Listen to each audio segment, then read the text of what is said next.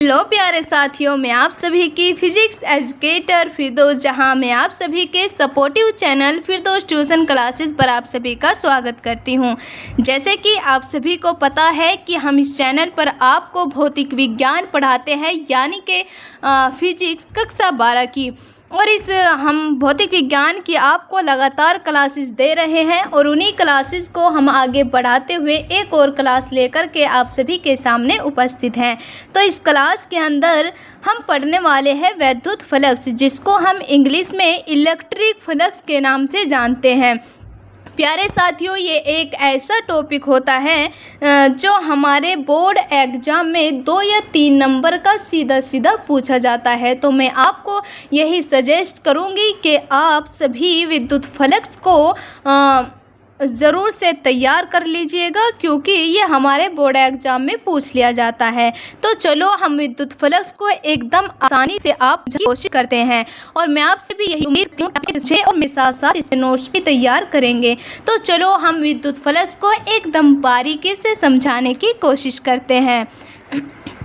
Suppose करिएगा कि ये हमारा यहाँ पर कोई वैद्युत क्षेत्र है और इस वैद्युत क्षेत्र के अंदर मैंने किसी पृष्ठ को रख दिया है।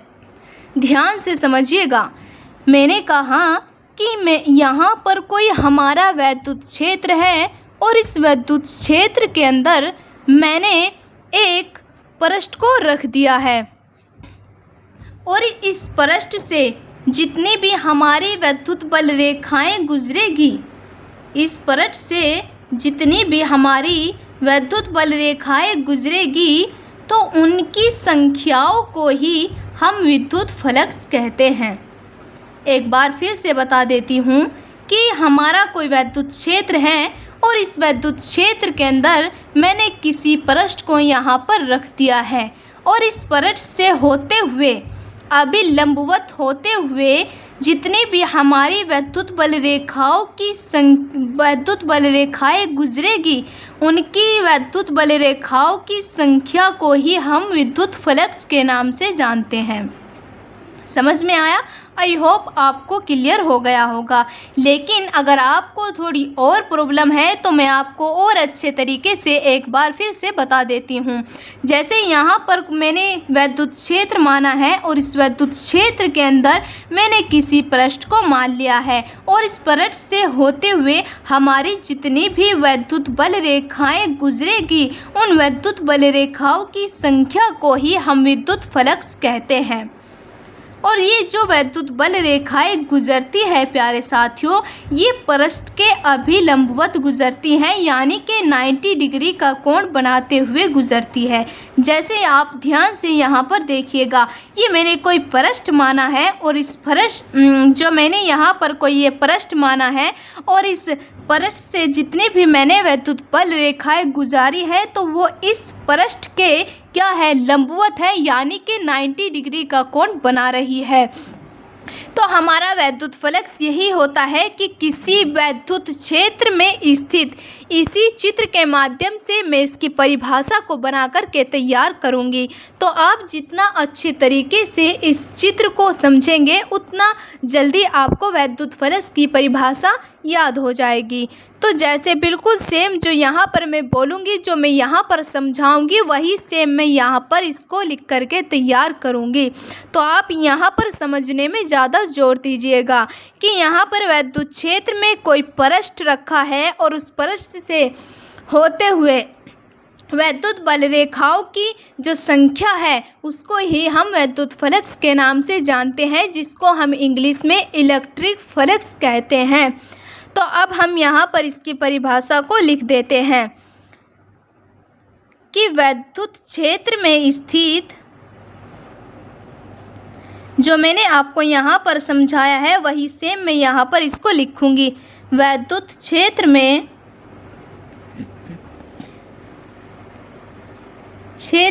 स्थित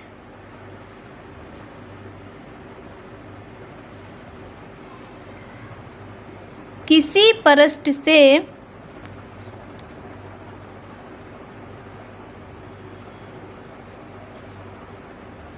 अभिलंबवत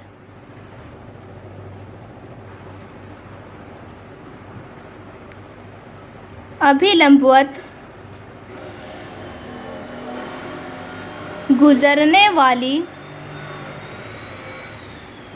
वैद्युत बल रेखाओं की संख्या को ही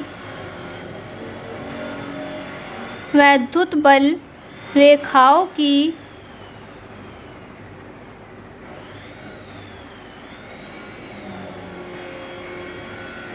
संख्या को ही वैद्युत फ्लक्स के नाम से जानते हैं, यानी वैद्युत फ्लक्स कहते हैं।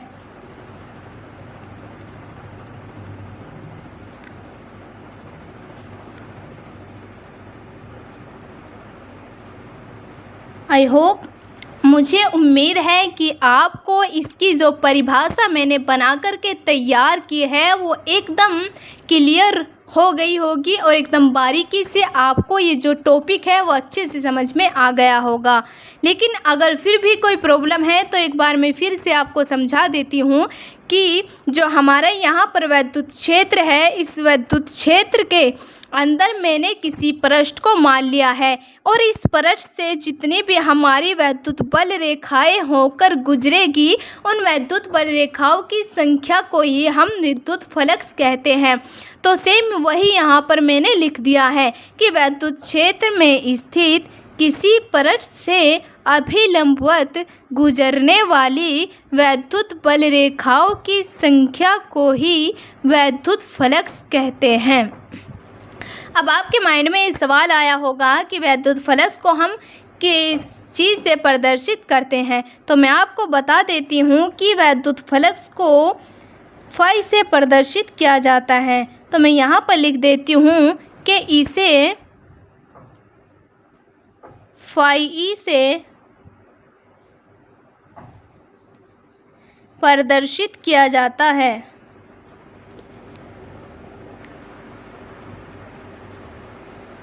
प्रदर्शित किया जाता है। अब हम इसको वैद्युत फ्लक्स को और अच्छे तरीके से आगे का भी आपको समझा देते हैं। अब वैद्युत फ्लक्स किसे कहते हैं, चित्र के माध्यम से मैंने आपको एकदम अच्छे तरीके से समझा दिया है। अब बात आती है वैद्युत फ्लक्स के मात्रक की। तो प्यारे साथियों, चलो हम वैद्युत फ्लक्स का जो मात्रक होता है उससे पहले मैं आपको इसका सूत्र बता देती हूँ कि वैद्युत फ्लक्स का जो सूत्र होता है वो क्या होता है। तो ध्यान दीजिएगा, वैद्युत फ्लक्स को हम फाई ई से प्रदर्शित करते हैं और जो हमारा इसका सूत्र होता है वो होता है हमारा ई इंटू ए, यानी कि फाई ई बराबर के E vector dot A vector. जो हमारे ये इसको फाई ई को हम कहते हैं वैद्युत फ्लक्स, यानी कि वैद्युत फ्लक्स को हम फाई ई से प्रदर्शित करते हैं। अब जो हमारा यहाँ पर है ई, इसको जानते हैं हम वैद्युत क्षेत्र के नाम से। वैद्युत क्षेत्र जो टॉपिक था मैंने ऑलरेडी आपको पिछली क्लास में समझा दिया है। अब बात आती है कि जो हमारा यहाँ पर ए है इसको हम क्या कहते हैं। तो जो हमारा ए वेक्टर है ये हमारा होता है क्षेत्रफल सदिश। तो जो फाइनली पूरा इसका सूत्र होता है वैद्युत फ्लक्स का वो होता है हमारा फाई ई बराबर के E vector dot A vector. अब हम इसको इस प्रकार से भी लिख सकते हैं, फाई ई बराबर के ई ए कोस थीटा। आप इसका भी यूज कर सकते हैं, यानी कि इसी को मैंने थोड़ा आगे सोल्व करके जब लिखा तो मेरा जो सूत्र हमें प्राप्त होता है विद्युत फ्लक्स का हमारा ये होता है फाई ई बराबर के ई ए कोस थीटा। अब मैंने आपको वैद्युत फ्लक्स को भी बता दिया है कि वैद्युत फ्लक्स किसे कहते हैं, चित्र के माध्यम से अच्छे तरीके से आपको मैंने समझा दिया है। इसके बाद मैंने आपको वैद्युत फ्लक्स यानी कि इलेक्ट्रिक फ्लक्स का जो फॉर्मूला होता है, जो सूत्र होता है, वो भी मैंने आपको बता दिया। अब बात करते हैं हम वैद्युत फ्लक्स के मात्रक की। तो जो हमारा ये सूत्र मैंने यहाँ पर लिखा है, तो इसी सूत्र के माध्यम से हम इस वैद्युत फ्लक्स के मात्रक को निकालेंगे। तो जो हमारा वैद्युत फ्लक्स का मात्रक होता है वो होता है हमारा, आप यहाँ पर ध्यान दीजिए, जो हमारा वैद्युत क्षेत्र होता है, इसका जो मात्रक होता है वो होता है हमारा न्यूटन प्रति कूलम। और जो हमारा क्षेत्रफल सदिश होता है, इसका मात्रक होता है हमारा मीटर स्क्वायर। एक बार फिर से बता देती हूँ कि जो हमारा वैद्युत क्षेत्र होता है, इसका जो हमारा मात्रक होता है वो होता है हमारा न्यूटन प्रति कूलम। और जो हमारा क्षेत्रफल सदिश होता है, उसका मात्रक होता है मीटर स्क्वायर। जब मैं इसको अच्छे तरीके से लिख लेती हूँ तो फाइनली हमें जो इसका मात्रक प्राप्त होता है वो होता है हमारा न्यूटन मीटर स्क्वायर प्रति कूलम, यानी कि न्यूटन मीटर स्क्वायर प्रति कूलम। ये हमारा इसका सूत्र हो जाता है। अब हम बात करते हैं इसके एक और सूत्र की, क्योंकि विद्युत फ्लक्स से हमारे कई मात्रक होते हैं हमारे। तो अभी तक तो मैंने केवल आपको एक ही मात्रक के बारे में समझाया है। अगर आप और भी मात्रक जानना चाहते हैं तो इसी मात्रक से मैं एक और मात्रक आपको यहाँ पर निकाल करके बता देती हूँ। जैसे आप यहाँ पर इसको आगे सोल्व करते हैं, यानी कि n इंटू m गुणा m। मैंने इसको खोल करके लिख दिया है, क्योंकि यहाँ पर m स्क्वायर है तो हम इसको अलग अलग गुणा में लिख सकते हैं। और जो हमारा बटे में है वो है हमारा c, यानी कि कूलम। अब आपको पता होगा कि जो न्यूटन मीटर प्रति कूलम होता है उसको हम वोल्ट के नाम से जानते हैं, यानी कि न्यूटन मीटर प्रति कूलम को हम वोल्ट कहते हैं। तो अब हमारा एक और मात्रक इसका निकल कर के जाता है वोल्ट मीटर। तो अब हमारे दो मात्रक हो गए, वैद्युत फ्लक्स यानी कि इलेक्ट्रिक फ्लक्स के एक मात्रक मैंने यहाँ पर आपको बता दिया है न्यूटन मीटर स्क्वायर प्रति कूलम। और जब मैं इसी को आगे थोड़ा सा सॉल्व करती हूँ तो एक और मात्रक हमारा निकल करके आ जाता है, जिसको हम वोल्ट मीटर कहते हैं। अब मैंने आपको विद्युत फ्लक्स भी बता दिया है आसानी से, और विद्युत फ्लक्स का सूत्र भी मैंने बता दिया है, और विद्युत फ्लक्स के जो मात्रक इजी वाले थे वे भी मैंने आपको बता दिए हैं। अब बात आती है कि विद्युत फ्लक्स की विमा क्या हुई है। तो चलो अब हम आपको इसकी विमा भी बता देते हैं। तो मैं यहाँ पर इसकी साइड में इसकी विमा निकाल करके बता देती हूँ। विमा को आप ध्यान से समझिएगा। देखिए, जो इस सूत्र से हम यहाँ पर इसकी विमा को निकालेंगे। जो हमारा न्यूटन होता है प्यारे साथियों, न्यूटन हमारा बल का मात्रक होता है, और जो बल की विमा होती है हमारी वो होती है हमारी mL/T-2। और नीचे दिया गया है इसमें कूलम। कूलम यानी कि आवेश। आवेश की जो हमारी विमा होती है वो होती है हमारी AT। तो मैंने जितना यहाँ पर लिखा था इनकी विमा तो निकाल ली है। अब आता है हमारा मीटर स्क्वायर। मीटर स्क्वायर यानी कि दूरी। जो दूरी की विमा होती है वो होती है हमारी L स्क्वायर। L होती है तो यहाँ पर मीटर स्क्वायर है, तो इसीलिए मैंने यहाँ पर L की पावर भी 2 ली है। एक बार फिर से बता देती हूँ कि जो हमारा न्यूटन होता है वो हमारा बल का मात्रक होता है, और जो बल की विमा होती है वो हमारी mL/T-2 होती है। इसके बाद आता है हमारा कूलम। तो कूलम किसका मात्रक होता है? कूलम हमारा आवेश का मात्रक होता है, और जो आवेश की विमा होती है वो होती है हमारी AT। अब बात करते हैं हम मीटर स्क्वायर की। मीटर स्क्वायर यानी कि क्षेत्रफल सदिश का जो मात्रक होता है वो मीटर स्क्वायर होता है, और क्षेत्रफल सदिश की जो हमारी विमा होती है वो होती है हमारी L स्क्वायर। और जब हम इसको आगे सोल्व करते हैं तो फाइनली जो हमारी विमा निकल कर के आती है वो यहाँ पर के आ जाएगी। जैसे हमारा जो m है, अब आप ध्यान देखिएगा, जो हमारा यहाँ पर l है इसकी पावर 1 है और जो हमारा यहाँ पर l है इसकी पावर 2 है। तो जब हम इसको एक साथ में मिलाकर के लिखेंगे तो यानी ये दोनों मल्टीप्लाई में है, गुणा में है, तो एक गुणा में जो पावर होती है वो ऐड हो जाती है, जुड़ जाती है। तो फाइनली जो l है इसकी जो हमारी पावर हो जाएगी वो हो जाएगी हमारी +3। अब बात आती है हमारी t की। तो जब आप यहाँ पर थोड़ा ध्यान दीजिएगा कि यहाँ पर t की पावर -2 दिया गया है और एक हमारी t नीचे दी गई है, तो आपको यह जानकारी ज़रूर होगी कि जो हम नीचे से पावर को ऊपर लेकर के जाते हैं तो अगर नीचे प्लस में होती है तो ऊपर जा कर के माइनस में हो जाती है, और अगर नीचे माइनस में होती है तो ऊपर जा कर के प्लस में हो जाती है। तो आप यहाँ देख रहे हैं कि जो हमारी यहाँ पर एक पावर है वो हमारी प्लस में दी गई है। जहाँ पर कोई चिन्ह या कोई भी पावर हमें दिखाई नहीं देती है तो वहाँ पर हमारा 1 होता है, यानी कि 1 पावर होती है। तो हमारी जो 1 पावर यहाँ पर दी गई है वो हमारी पॉजिटिव पावर है। जब हम इसको ऊपर लेके जाएंगे तो ये हमारी नेगेटिव पावर हो जाएगी।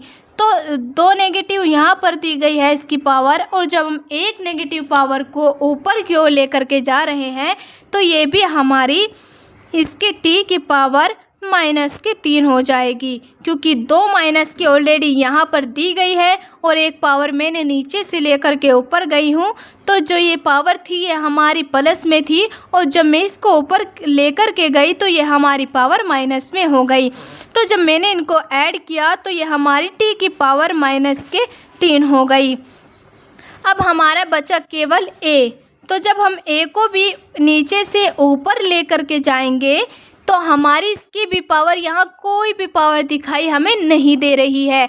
जब कोई भी पावर हमें दिखाई नहीं देती है तो वहाँ पर 1 पावर होती है। तो a पर भी हमें कोई पावर दिखाई नहीं दे रही है, इसका मतलब है कि यहाँ पर 1 पावर है, और जब 1 पावर है तो यहाँ पर पॉजिटिव पावर होगी वो, क्योंकि यहाँ पर माइनस का कोई भी चिन्ह नहीं लगा है, और जहाँ पर कोई चिन्ह नहीं लगा होता है तो वहाँ पर प्लस का चिन्ह ज़रूर होता है। तो यहाँ पर हमारा प्लस का चिन्ह है, और जब मैं इसे नीचे से ऊपर की ओर लेकर के जा रही हूँ इसकी 1 पावर को, तो ये हमारी माइनस में जाएगी। तो जो हमारा फाइनली अंत में जो हमें इसका विमीय सूत्र प्राप्त होता है वो हमारा होता है m l की पावर 3 t की पावर -3 a की पावर -1। अब आपको मैंने अच्छी तरीके से एकदम बारीकी से विद्युत फ्लक्स को यानी कि इलेक्ट्रिक फ्लक्स को अच्छे से समझा दिया है। उसके बाद मैंने आपको विद्युत फ्लक्स के सूत्र को भी लिख कर के यहाँ पर बता दिया है। देन उसके बाद मैंने आपको विद्युत फ्लक्स के मात्रक को भी समझा दिया है कि किस प्रकार से हम विद्युत फ्लक्स के मात्रक को निकालते हैं। इसके पश्चात मैंने विद्युत फ्लक्स के विमीय सूत्र को भी आपको निकाल करके बता दिया है एकदम आसान तरीके से। अगर आप चाहते हैं तो इसको एक पहली बार में ही समझ सकते हैं। तो मैं उम्मीद करती हूँ कि आपको ये क्लास बहुत अच्छी लगी होगी। अगर आपको हमारी क्लासेस अच्छी लगती है तो प्लीज़ आप इस चैनल को सपोर्ट करिएगा और इस क्लासेस को आगे अपने दोस्तों के साथ शेयर ज़रूर करिएगा और कमेंट में अपनी राय ज़रूर देना। Thank you.